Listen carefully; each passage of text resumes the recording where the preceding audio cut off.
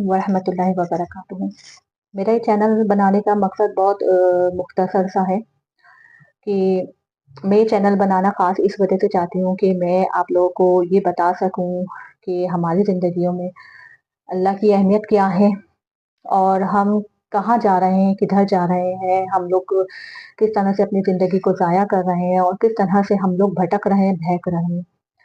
मैं अपनी ज़िंदगी के कुछ वाक़यात ऐसे हैं जो आप लोगों के साथ शेयर करना चाहती हूँ, आप लोगों को बताना चाहती हूँ, आप लोगों को समझाना चाहती हूँ कि देखें, अल्लाह से जुड़ कर रहें, अल्लाह की मान कर रहें, अल्लाह को अपना बना लें और फिर आपकी ज़िंदगी देखिए कैसे बदलती है। तो डिपेंड करता है आप लोगों के ऊपर। एक वाक़या है मेरी ज़िंदगी का जो मैं आप लोगों के साथ शेयर करना चाहती हूँ, जिसमें ख़ास तौर पे मैं आप लोगों को ये बात बोलूँगी कि देखें जब हम कुरान पढ़ते हैं, अल्लाह से मदद माँगते हैं, नमाज़ पढ़ते हैं, अल्लाह से मदद माँगते हैं। अल्लाह हर हाल में हमारी मदद करता है क्योंकि बेशक वो वाहिद है, ला शरीक है।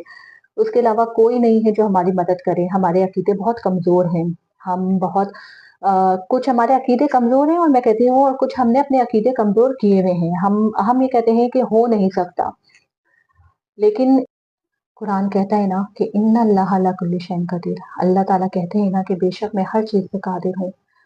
और बस मैं ही कादिर हूँ, मेरे सिवा कोई कादिर नहीं है। तो फिर हमारे अकीदे क्यों कमज़ोर होते हैं? अगर हमें दर हकीकत इस चीज़ का पता चल जाए ना कि इन्नल्लाह अला कुल्ली शैइन कदीर के मायने क्या हैं, तो हमें समझ आए कि वाक़ई अल्लाह कौन है। हम लोगों से मदद माँगते हैं, हम लोगों के आगे झुकते हैं कि तुम मेरी मदद कर दो, तुम मेरी मदद कर दो। हमारे अकीदे बहुत कमज़ोर हैं, हम पे कोई मुसीबत पड़ती है, हम कहते हैं कि नहीं ये काम हो नहीं सकता, इस तरह से नहीं हो सकता। ये हमारे अकीदे कमज़ोर हैं। पहले के नबी और सहाबियों के अकीदे बड़े मजबूत थे। अगर हम इस बात को देखें तो देखिए अल्लाह ताला ने फ़िरौन के लिए उसी समंदर को फ़िरौन के लिए अल्लाह ताला ने गरक कर दिया और उसी समंदर को अल्लाह ताला ने हज़रत मूसा अलैहि सलाम के लिए फ़ायदा दे दिया। वही एक समंदर जो फ़िरौन के लिए तबाही का सबब बना और वही समंदर मूसा अलैहि सलाम के लिए रास्ता बना, आसानियाँ बनी, आगे का रास्ता बना। बज़ाहिर अगर समंदर को देखा जाए तो हम कहें कि कैसे समंदर के 2 रास्ते हो सकते हैं? किस तरह से समंदर के 2 टुकड़े हो सकते हैं और उसमें से रास्ता निकल सकता है? आप कभी जाइएगा और समंदर को ज़रा गौर से देखिएगा और कोशिश कीजिएगा कि उस वक़्त के माहौल को या उस वक़्त के मंज़र को थोड़ा-सा तसव्वुर कीजिएगा कि किस तरह से ये समंदर के 2 टुकड़े हुए थे और कि किस तरह से अल्लाह ताला ने उस समंदर को जो फ़िरौन के लिए तबाही का सबब बनाया और उसे उस समंदर में गरक कर दिया और आज तक इतने सौ साल गुज़रने के बाद भी उसे इबरतनाक निशाना बनाया अल्लाह ताला ने और वही समंदर अल्लाह ताला ने हज़रत मूसा अलैहि सलाम के लिए रास्ता बना दिया, उनके लिए आगे के लिए आसानियाँ कर दी। तो बज़ाहिर जो चीज़ हमें मुश्किल लग रही होती है ना, तो हमें दर हकीकत हमें उस मुश्किल से गुज़रना होता है। ये अल्लाह का कानून है। अल्लाह ताला आसानियाँ ही अगर देने लग जाते और तो हम नहीं पहचान पाते ना कि हमारे साथ कौन है, कौन नहीं है। अब जब हमारे पास कोई मुश्किल आती है ना, तो दर हकीकत हम तब पहचानते हैं कि कौन हमारे साथ है, कौन हमारे साथ नहीं है, कौन हमारे साथ मुखलिस है, कौन हमारे साथ मुनाफ़िकत कर रहा है।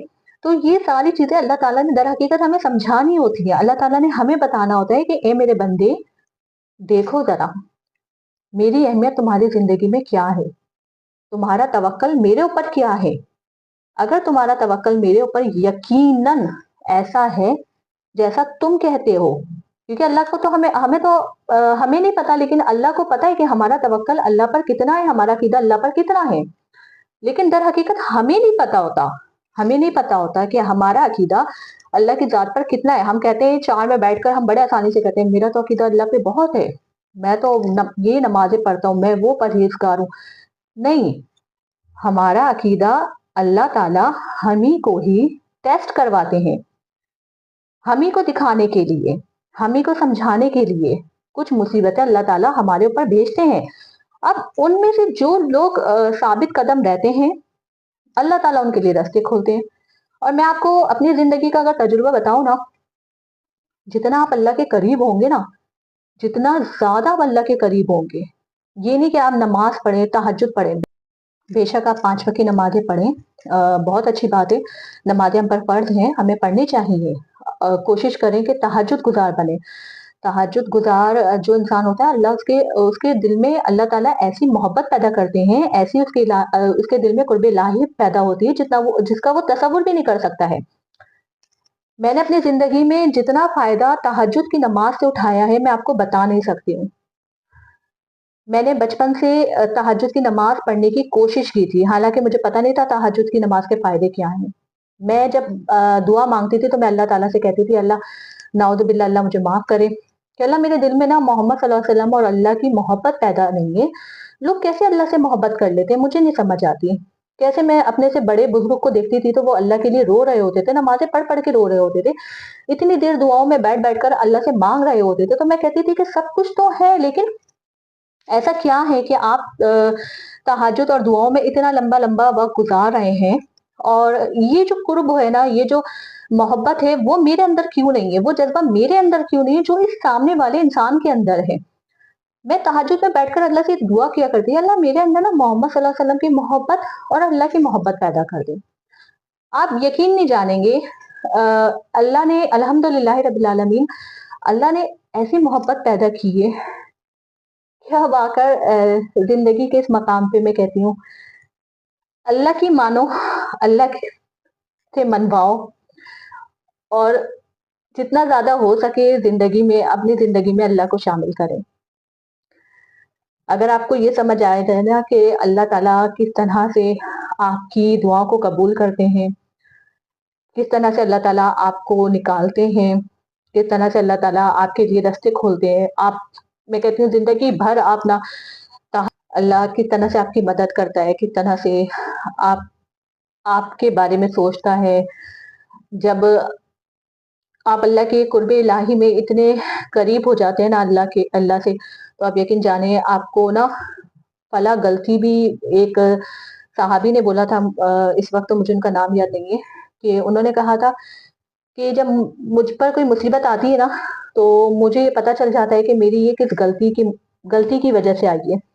یعنی انہیں اتنی زیادہ اللہ سے محبت ہوتی ہے، اتنی زیادہ وہ اس بات کو سمجھنے لگتے ہیں کہ فلاں مصیبت یا فلاں ٹھوکر بھی لگی ہے تو اس میں میرا کون سا گناہ تھا جس کی وجہ سے مجھے یہ سبق ملا ہے۔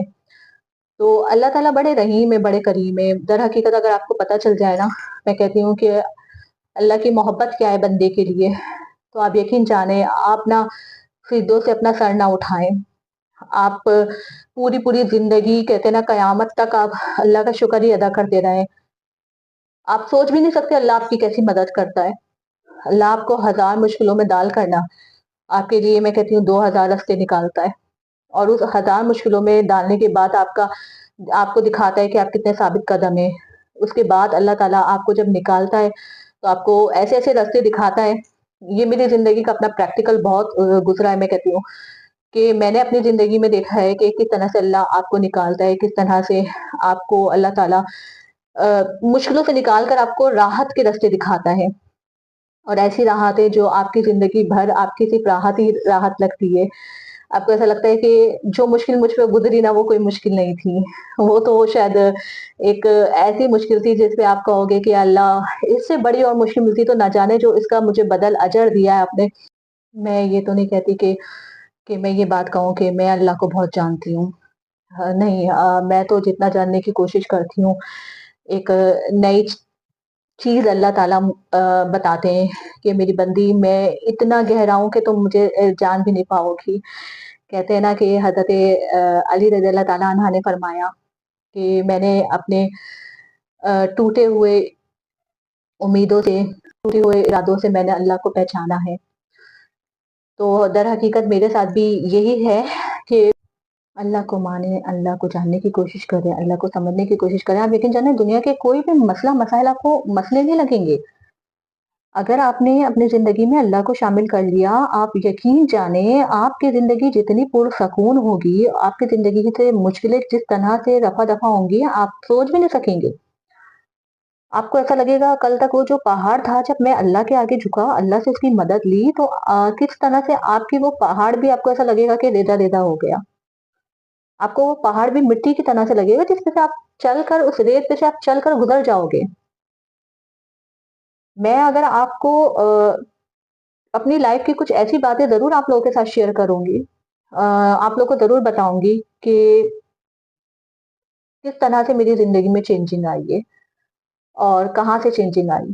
لیکن ہاں یہاں میں اتنا ضرور کہوں گی کہ میں کوشش کرتی تھی نماز پڑھنے کی، کوشش کرتی تھی اللہ کے عبادت کرنے کی، قریب جانے کی، لیکن ایک دعا مانگتی تھی کہ یا اللہ مجھ کو ہدایت دینا، اور آج تک یہ دعا میں مانگتی ہوں۔ لیکن جب پہلے ہم چھوٹے تھے تو ہمیں در حقیقت یہ چیز کا پتہ نہیں ہوتا تھا کہ ہدایت کے مطلب کیا ہے۔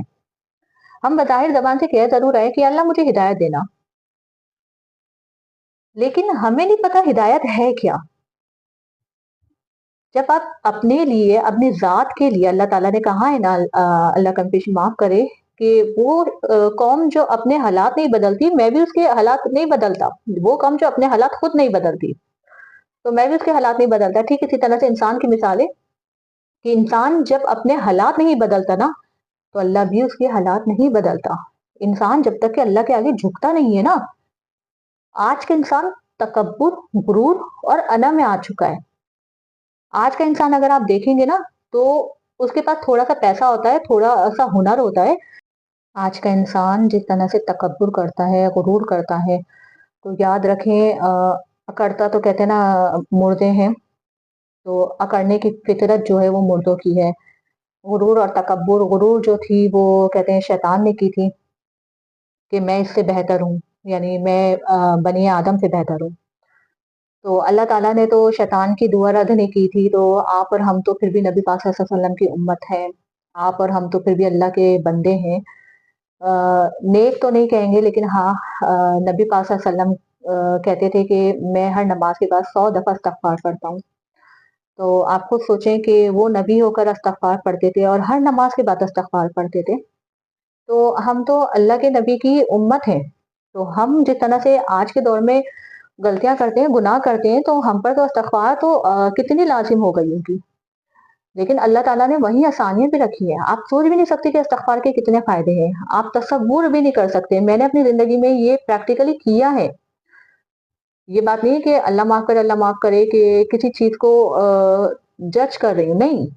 مجھے کسی نے بتایا، میری ایک دوست ہے، اس نے مجھے بتایا کہ استغفار پڑھا کیا کرو۔ میں نے کہا اچھا۔ کہنے لگی کہ جتنا ہو سکے۔ پھر میں نے اس کا ریسرچ کیا یوٹیوب وغیرہ پر آ کر کے استغفار کتنا پڑھنا چاہیے، تو وہ کہیں پر لکھا تھا آپ 7,000 کی مقدار میں پڑھیں، کہیں پر لکھا تھا آپ روزانہ پڑھیں۔ اچھا، پھر میرے کو ایک احادیث ملی جس پہ نبی پاک صلی اللہ علیہ وسلم کے پاس ایک صحابی آیا تھا اور اس نے پوچھا تھا یا رسول اللہ ایسے ایسے میرے مسئلے مسائل ہیں، میرے پاس کچھ بھی کام نہیں ہے، تو نبی پاک صلی اللہ علیہ وسلم نے کہا کہ استغفار پڑھو۔